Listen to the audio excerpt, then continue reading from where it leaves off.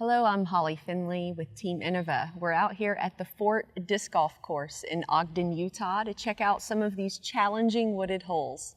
What's up, everyone? I'm Kona. Holly and I, we're going to play a fun practice round in preparation for the World Championships. We're going to show you some of our favorite holes and maybe some that are quite challenging and walk you through our mindset on those. But thanks for watching, and let's show you some of these fun holes. We're about 5,000 feet above sea level. So I've had to use some of my older, flippier plastic, a little bit lighter weight. So I've got here a Starlight Boss. A lot of you know that I love throwing these, and you might say it's a bit fast in the woods, but I disagree. Of course, I've got to take out the Holly Finley 2021 Tour Series Mako, a classic in the woods to throw straight lines, controlled anhyzers, or finesse hyzers. Taking it back old school with the OG Mako all the way from 2012, before they created the Mako 3. This is a necessity in any wooded course, not only the Fort. If I lost this, I would be really, really disappointed. And I putt with a stud. A lot of people have never heard of this. It's got a really small profile. It's similar to the Colt, but better. And I use it for upshots too. It's also a great throwing putter, shots under 260. So if you haven't ever tried a stud, I'd recommend giving it a shot. Out here in the wooded courses, I find that I'm really good with a select few discs. I don't really have a reason to stray away from those. I can keep it in the middle, I can throw fairly far, and I can shot shape with those discs. And I think that's really important in the woods. Hole 1, I have two Makos right here. I have my Super Beat-In Mako 3, and then I have my Tour Series, 2021 Tour Series Mako 3. It's more stable than this guy, obviously. I'm going to try the anhyzer route with my more understable, and then I'm going to go just straight at it with my 2021 Tour Series.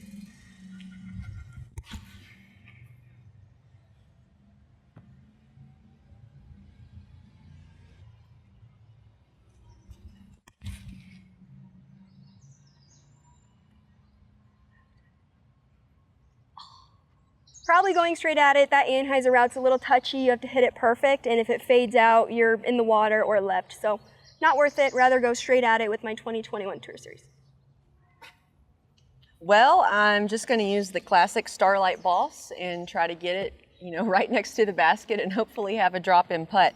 If you've played the course before, there's those logs right in front of the basket. So oftentimes you think you've made it to the green, but you're just like stuck under the edge of the logs in the sand. So.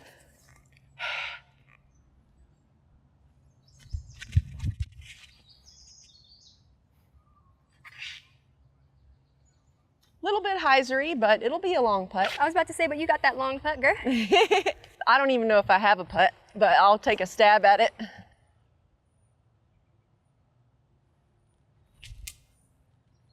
Ooh, just gotta commit.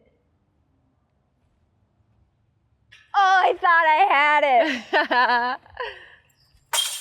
I did a bunch of putts yesterday, and I had 9 putters because I forgot one on another basket. And I got into the deep zone, and I made 8 out of 9 from 60 feet. It's my favorite part of the game, putting. I'm going Nexus Invader. Oh, that's the new throwing putter. Yep.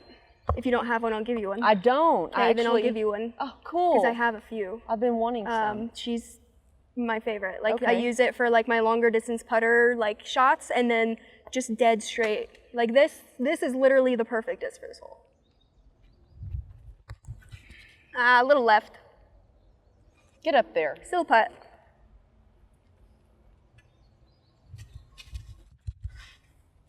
Ooh, she's glidey. Oh, chill.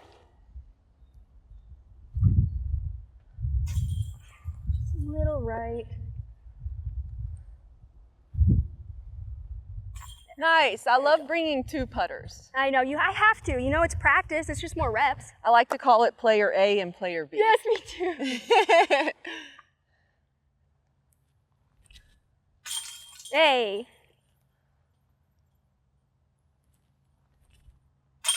I love when both player A and player B are on. I know. I always say my player B is like 1050 rated. Yes. I personally like to putt with 2 putters during my practice round because I consider it more reps.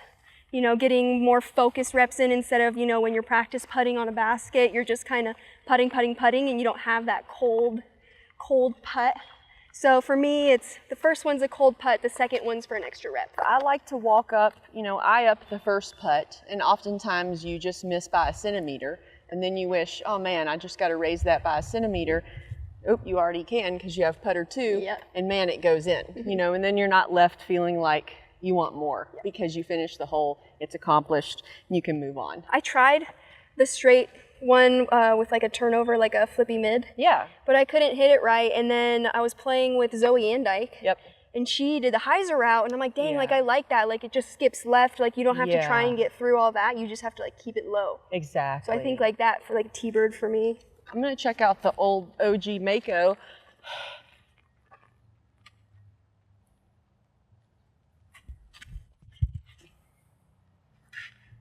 Under it. In the bush. Under it.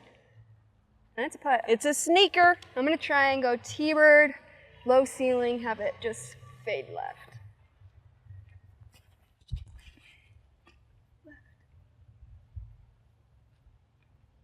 A little long, but Yeah, it's still a the good right putt line. from there. I'm gonna try my Tour Series Mako and see if I can fade it in towards the basket.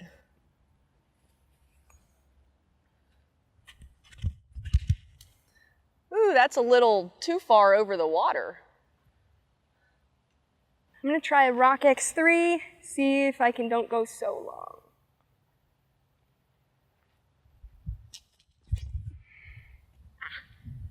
Not wide enough. Then I started exploring other shots, and they just never got as close as the orange Mako. And finally one day I was like, okay, you've earned your spot on this hole, I get Yes. it.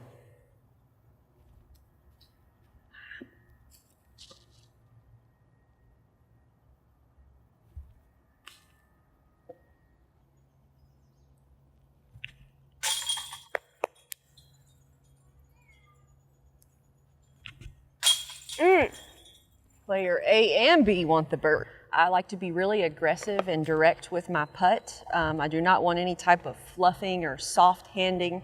I just try to be really aggressive and stab it right into the heart of the chains. And a lot of times I putt too hard. It might even hit the pole and bounce out, but that's a risk you take with an aggressive, fast putting style. So I adjust accordingly with the wind and the terrain surrounding the basket, and hopefully, with a few more years under my belt, these cool putts will win something big.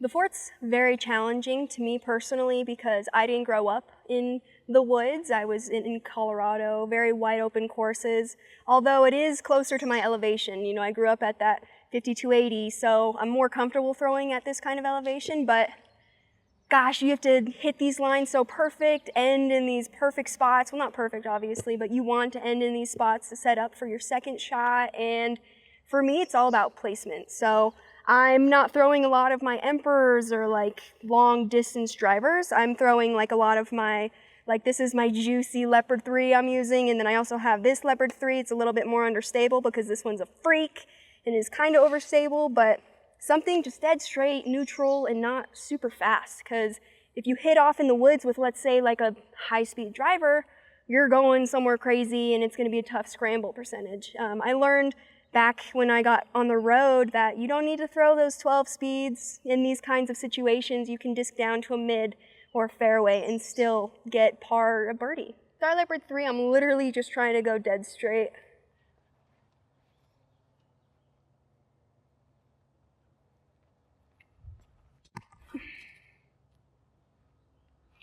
Gosh, she's so good. I want like 3 of those. Perfect placement. So I normally throw a flippier boss, but I left that in the van, so we'll try to make boss number 2 work. And unlike you, I do enjoy throwing the high-speed stuff in the woods.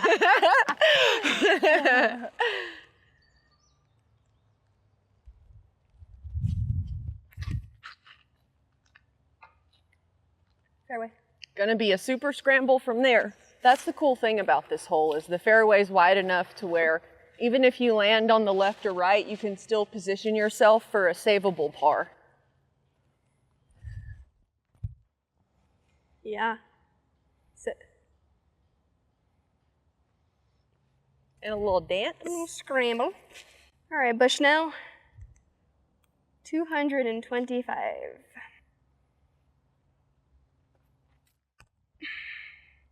Push. Sit. If I was choosing a disc for you, I guess I would have thought you'd throw the Invader. See, I was wondering that too, but I wanted like the left. Oh, the Invader doesn't have much of a left turn? Not this one, Not just a because good, she's... Not a good finish? More of a straight flyer? Yeah, this one's beat in, but like out of the box, it does have like a little bit of fade. A little bit? So like, good point, like maybe I should put another new one in.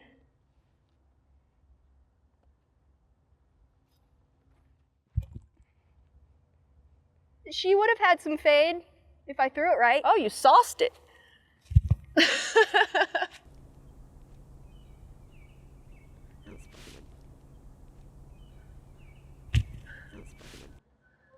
Oh, I thought she cashed it. But it is, That's why Holly's putt's so good from far. It freaking spins. spinny. Yeah.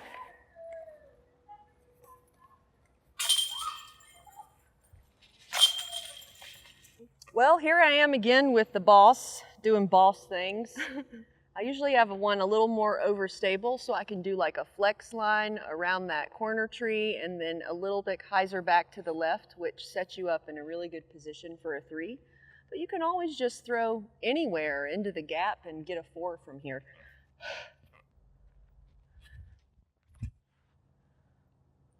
Push. Yes. That'll be a little tough being on the right side, but maybe save a 3 from there. It's been really hot here in Utah, and I have grip issues. Unlike Holly, she has dry hands, which can't relate. So I have my Chalk Cats. It's a chalk bag. It's perfectly for my hands. So shout out to Whitney Anderson. She's made me a ton of these. I'm gonna go leopard 3 again. I'm just trying to go dead straight, maybe not as much distance. I might tone down the power because this hole isn't as long as the last one, but just trying to end center, get past all of this craziness.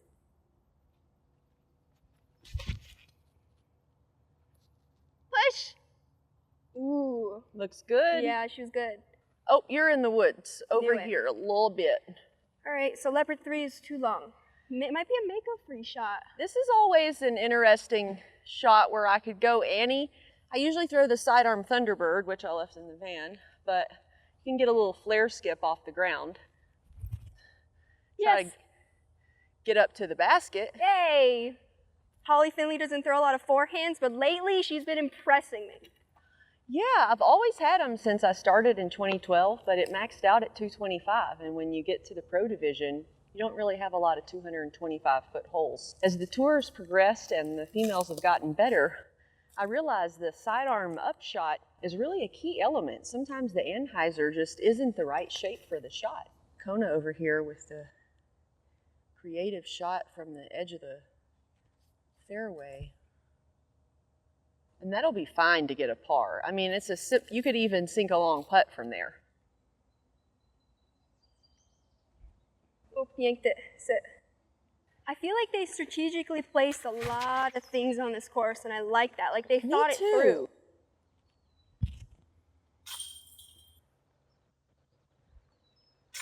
Nice. Kona, come look at the family of duckies. Hey, ducky friends. Where's Dad? I only see Mom. It's like a struggle going upstream. I've really found many different ways to play this hole. People are saying that they don't see the gap, but I mean, what is that hole straight ahead? Is that not a gap for you guys? I mean, what about that high left gap on the top of the hill? Is that not a gap? What about the little hyzer in that's really skinny over that low bush? Is that not a gap? So I sort of just aim right at the basket, hope that the disc takes me there. Well, there's the gap she was talking about. I'd like to push a little bit further, but you know, that's probably a long putt. Nope. Okay, that was not the Holly gap. But I'm gonna go over this left bushy tree and start turning before the big guy. With what? With a star sidewinder. Oh. I've actually started loving this Okay. thing. Too high? Yeah, too high. You got to get like under and through them. It's technical. It is a very technical hole. Mm-hmm. I think that's why I adore it, because when I get to the green, I just feel so rewarded. I haven't even made the putt yet, and I'm like, haha, I made it. So when I step up to the tee pad, I first like to check the way the disc feels in my hand. I want it to be grippy, as if it's a hot, humid day and my hands are sticking to the plastic. I want to hear that stick on the disc, and I have really dry hands, and it's really dusty out here in Utah. So in order to get that tackiness that I like, I sort of huff on the disc with a and a lot of people think that I'm kissing it or whispering sweet secrets in the woods to the disc, but that's not the case. I'm just trying to get a really tacky grip so the disc doesn't slip out of my hand early. I thought she was like, go in the basket. That's what I always thought. I didn't like any of those off the tee, but they ended up all right. So exactly. As long as I hit the Holly line, at least I'm up here. See, you've got a putt. Yeah. Push. Yay, cool. Love it. Woo!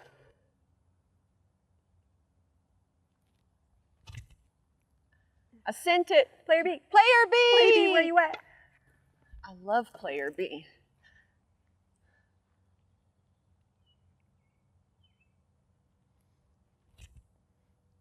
Little too low. Mm-hmm. I can see my hand shaking holding the putter.